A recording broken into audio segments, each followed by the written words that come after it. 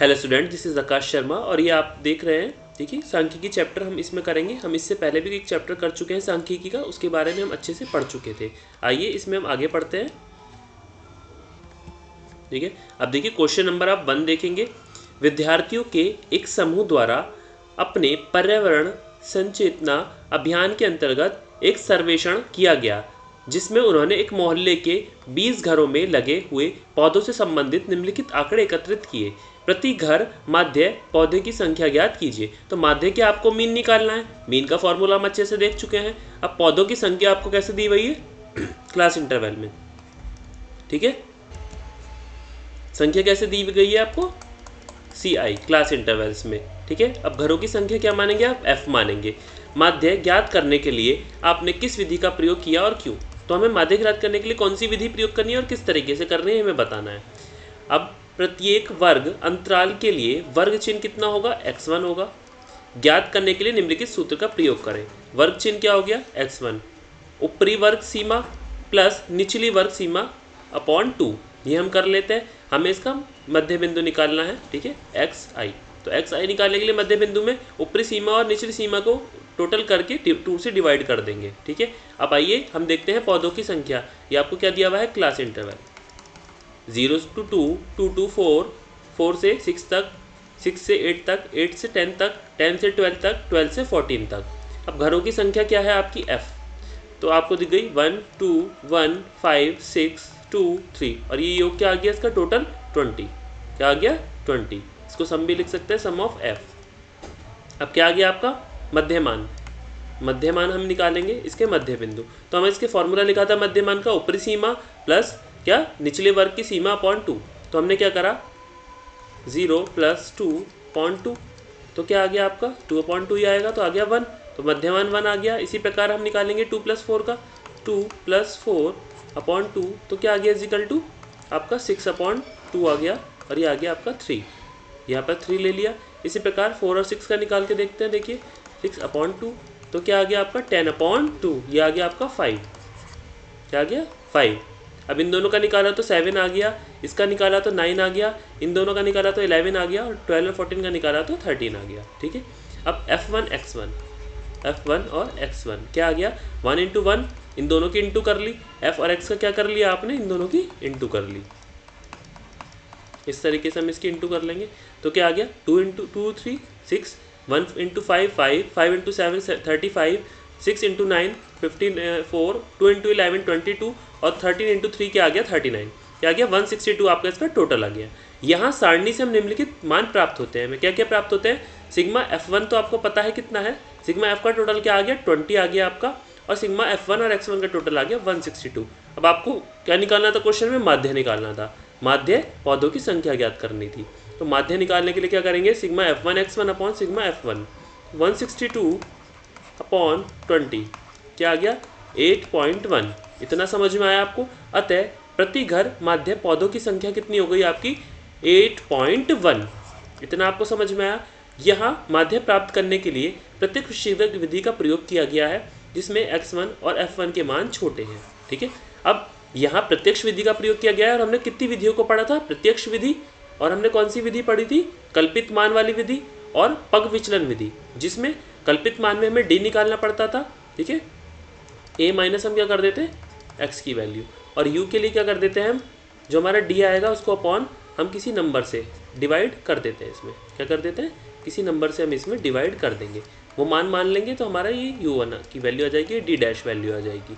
इसी प्रकार से हम तीनों मान से किसी फॉर्मूले से इसको निकाल सकते हैं। तो हमने इसमें कौन सी विधि का प्रयोग किया है? प्रत्यक्ष विधि का प्रयोग किया है। आइए देखते हैं नेक्स्ट क्वेश्चन नंबर 2। किसी फैक्ट्री के 50 श्रमिकों की दैनिक मजदूरी के निम्नलिखित बंटन पर विचार करना है। अब दैनिक मजदूरी दी गई है रुपयों में। ठीक है, 500 to 550। ठीक है, 520 to 540। 20 का आपको गैप दिया हुआ है बीच में। कितने का गैप दिया हुआ है? 20 का आपको गैप दिया हुआ है। तो ये हमारी क्या बन रही है? Class interval. इसको वो क्या बोलेंगे? Class interval. ठीक है, आपको क्या दिया हुआ है? श्रमिकों की संख्या। इसको क्या मानेंगे? F। ठीक है, तो ऐसे कितने श्रमिक हैं? 12 श्रमिक हैं जिनको दैनिक मजदूरी 500 से 520 के बीच में मिलती है। ऐसे 14 मजदूर हैं जिनको दैनिक मजदूरी कितनी मिलती है 520 से 540 के बीच में। ऐसे 8 मजदूर हैं जिनको 540 से 560 के बीच में मिलती है। ऐसे 6 मजदूर हैं जिनको 560 से 580 के, और 10 मजदूर ऐसे हैं जिनको 580 से लेकर 560 के बीच मजदूरी मिलती है। ठीक है, अब दैनिक मजदूरी जो आपको दिन में मिलती है, प्रत्येक दिन आप काम करते हैं तो मजदूरी मिलती है, क्या बोलते हैं इसको, वेजेस। अब देखिए, एक उपयुक्त विधि का प्रयोग करते हुए इस फैक्ट्री के श्रमिकों की माध्य दैनिक मजदूरी ज्ञात कीजिए। ठीक है, अब दैनिक मजदूरी हमें ज्ञात करनी है, तो प्रत्येक वर्ग अंतराल के लिए वर्ग चिन्ह आपको दिए गए हैं। x1 ज्ञात करने के लिए निम्नलिखित सूत्र का प्रयोग करेंगे। क्या करेंगे, x1 में ऊपरी वर्ग की सीमा प्लस निचली वर्ग की सीमा अपॉन 2। अब देखिए यहाँ पे आपको दिखाई दे रहा होगा बंटन का वर्ग माप, ऊंचाई कितनी है 20, और आपको 150 को कल्पित माध्यम मानना है a। तो a को क्या मान लिया है आपने 150, और d1 और u1 और f1 u1 को मान निम्नलिखित सारणी से प्राप्त करते हैं। तो हमें इसमें u1 भी निकालना है, पग विचलन का भी हमें इसमें मान निकालना है। अब दैनिक मजदूरी देखते हैं कितनी है, 100 to 120, 120 to 140, 140 to 160, 160 to 180 और 180 to 200। अब इसमें हमने क्या माना है, श्रमिकों की संख्या आपको दी गई है 12, यहाँ पर 14, यहाँ पर 8, 6, 10, तो आपका योग क्या आ गया, सिग्मा एफ क्या आ गया आपका यहाँ पर 50। इतना आपको समझ में आया। अब देखिए आपने मध्यमान निकाला, क्या निकालना है, मध्यमान कितना है 110, इन दोनों को निकाला है। 120 और 140 के बीच में क्या आएगा 130, 140 और 160 के बीच में क्या आएगा 150, तो हमने मध्यमान निकाल लिया। अब डी निकालना है हमें, तो ए हमने किसको माना है 150 को, 150 को क्या माना है ए, तो हमने क्या किया है यहाँ पे सब में से ए लेस कर दिया है। क्या कर दिया 150 सब में से लेस करते चले गए हम यहाँ पे। फॉर्मूला आप क्या रखेंगे 150 लेस करते जाएंगे, तो क्या आ गया माइनस का 40, ये आ गया माइनस का 20, ये क्या आ गया 0, ये आ गया आपका 20 और ये आ गया आपका 40।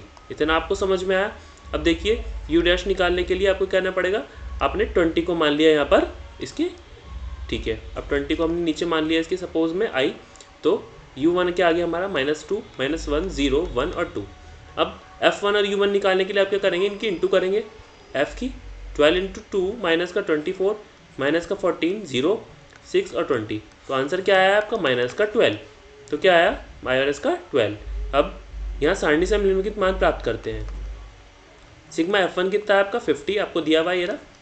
इसी प्रकार आप सिग्मा f1 और u1 12 और a क्या दिया है 150 और h क्या है आपका 20। ठीक है, h निकालेंगे 20, तो यहाँ पर हमारा आ गया ये।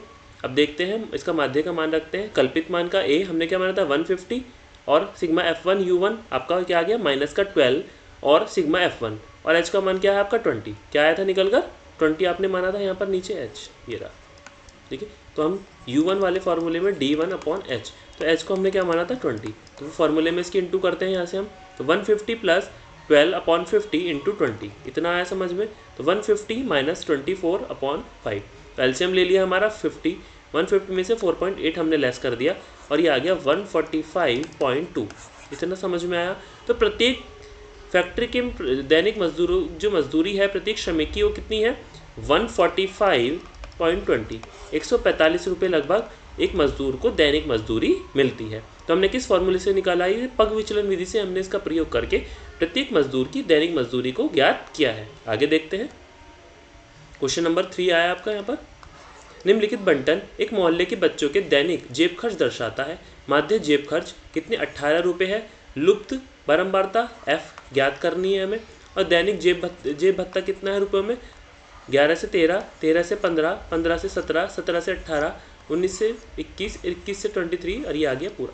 तो बच्चों की संख्या कैसे निकलेगी आपकी, ये f दी हुई 7 ऐसे बच्चे हैं जिनके नंबर जिनका जेब भत्ता, ठीक है, पॉकेट मनी, क्या बोलेंगे इसको, जेब भत्ते को पॉकेट मनी, पॉकेट मनी मिलती है सभी बच्चों को पेरेंट्स से, तो उसे जेब खर्च बोलते हैं। ठीक है, तो ये हमें 6 बच्चे ऐसे हैं जिनको 13 से 15 रुपये मिलते हैं, 9 बच्चे ऐसे हैं जिन्हें 15 से 17 के बीच में रुपये मिलते हैं, 13 बच्चे ऐसे हैं जिनको 17 से 19 के। ठीक है, एफ हमें यहाँ पर नहीं पता है, ये हमें निकालना है यहाँ पर। ठीक है, और माध्य जेब खर्च आपको दिया गया है, ठीक है, तो एवरेज आपको क्या दिया गया 18 है, तो हमें पता करना है, हमें एफ का मान निकालना है। जो 19 से 20 के हैं उनके बच्चों की संख्या कितनी है, 21 से 23 कितने हैं 5, और 23 से 25 कितने हैं 4। अब प्रत्येक वर्ग अंतराल के लिए वर्ग चिन्ह x1 ज्ञात करने के लिए निम्नलिखित सूत्र का प्रयोग करेंगे। कैसे, ऊपरी वर्ग की सीमा निचली वर्ग सीमा अपॉन 2। तो दिया गया है कि जेब खर्च 18 रुपये है, और 18 को कल्पित माध्य लेकर D1 और F1 D1 को निम्नलिखित प्रयोग करेंगे। तो हमने क्या किया, ये सारे उतार लिए हमने। CI क्लास इंटरवल दिया गया है, जेब खर्च पॉकेट मनी क्या दिया गया है, पॉकेट मनी। पॉकेट मनी को क्लास इंटरवल में बांटा गया है और बच्चों की संख्या है F। ये हमें देख ली होगी, बच्चों की संख्या सबकी दी गई है। F का मान हमें यहाँ पर ज्ञात करना है क्योंकि हमें माध्य का मान दिया गया है। तो F1 क्या आ गया 44 प्लस F। अब वर्ग चिन्ह दिए गए हैं। अब देखिए ये निकाल लिया हमने 12, इसका मध्यमान इन दोनों का मध्यमान क्या हो गया 12, इनका मध्यमान क्या आ गया 14, इन दोनों का मध्यमान 16, इनके मध्य में पड़ेगा क्या आपका 18 ही पड़ेगा, इनके मध्य में 20 ही आएगा, इनके मध्य में 22 आएगा, इनके मध्य में आपका 24 आएगा। तो ये क्या आ गया ये। अब x1 और f1 क्या हो गया, अब d1 निकालने के लिए यहाँ पर -6 -4 -2 ये 2 ये 2 ये 4 और ये 6। अब क्या कर लिया हमने f1 और d1 कर लिया, d माना था हमने, ठीक है। तो हमारा आ गया 42 24 -18 0, ये क्या आ गया 2f, ये आ गया 20, ये आ गया 24 और ये आ गया 2f - 40। अब देखिए यहाँ हम सारणी से प्राप्त करते हैं क्या, f1 44 plus f, f1 d1 2f - 40 और ये क्या है आपका 18। तो हमने पूरा माध्य एक फॉर्मूले में रख दिया। अब देखिए a1 f1 d1 और सिग्मा f1, तो 18 प्लस 2f - 40, ये आ गया 44 प्लस f। अब क्या आ गया 0 = 2f - 40 और 44 प्लस f, तो 2f - 40 क्या आ गया 0। तो f का मान क्या आ गया आपका 0। इतना आपको समझ में आया। तो लुप्त बारंबारता, ठीक है, f का मान क्या है आपका 20। तो जो यहाँ पर था यहाँ पर क्या आना चाहिए था आपका 20। तो ये मान हमने आराम से निकाल लिया। अब नेक्स्ट देखते हैं। अब देखिए क्वेश्चन नंबर 4, किसी अस्पताल में एक डॉक्टर 30 महिलाओं की जांच की गई और उसके हृदय स्पंदन हार्ट बीट से प्रति मिनट संख्या नोट करके नीचे दर्शाए हुए अनुसार संक्षिप्त रूप में लिखी गई। एक उपयुक्त विधि का चुनते हुए महिलाओं के हृदय स्पंदन की प्रति मिनट माध्य ज्ञात कीजिए। हृदय स्पंदन की प्रति मिनट कितनी हो गई, देखिए यहाँ पर आपको दिख रहा होगा, महिलाओं की संख्या आपको दी गई है f, ये आपको दिया गया है क्लास इंटरवल। आपको क्या करना है, मध्यमान निकालना है इनका। तो मध्यमान कैसे निकालेंगे, ऊपरी सीमा और निचली सीमा को 2 से डिवाइड करके, और वर्ग बंटन का माप h हमें क्या दिया 3 रखना है, और 75 को कल्पित मान d मानना है, ठीक है, a मानना है d निकालने के लिए, और हमारा ये फॉर्मूला लगा देंगे। तो महिलाओं की संख्या और ये आगे हमारा मध्यमान निकाल लिया हमने यहाँ पर। तो d1 क्या हो गया x1 - 40, तो हमारे सारे मान निकल कर आ गए। अब u1 निकालने के लिए d1/h, h माना था हमने 3, तो हमने मान रख दिया। अब f1 और u1 निकालना है, f1 और u1, तो हमारा ये मान आ गया। इनका हमने टोटल ले लेंगे, तो सिग्मा f1 और u1, ठीक है, कितना आ गया आपका 4। यहाँ पर इनका टोटल कर लिया, और f का टोटल क्या आ गया आपका 30, तो सिग्मा f, तो सिग्मा f और ये, और h क्या आ गया आपका 3, तो a plus sigma f1 u1 और ये आ गया सिग्मा f h। तो 75.5 प्लस 4/30 इंटू 3, तो 75.5 प्लस 4/10 क्या आ गया 75.5 प्लस 0.4 क्या आ गया 75.9, क्या आ गया 75.9। तो इन महिलाओं के हृदय स्पंदन की प्रति मिनट माध्य संख्या कितनी आ गई 75.9। इतना आपको समझ में आया। अब नेक्स्ट देखते हैं क्वेश्चन नंबर 5।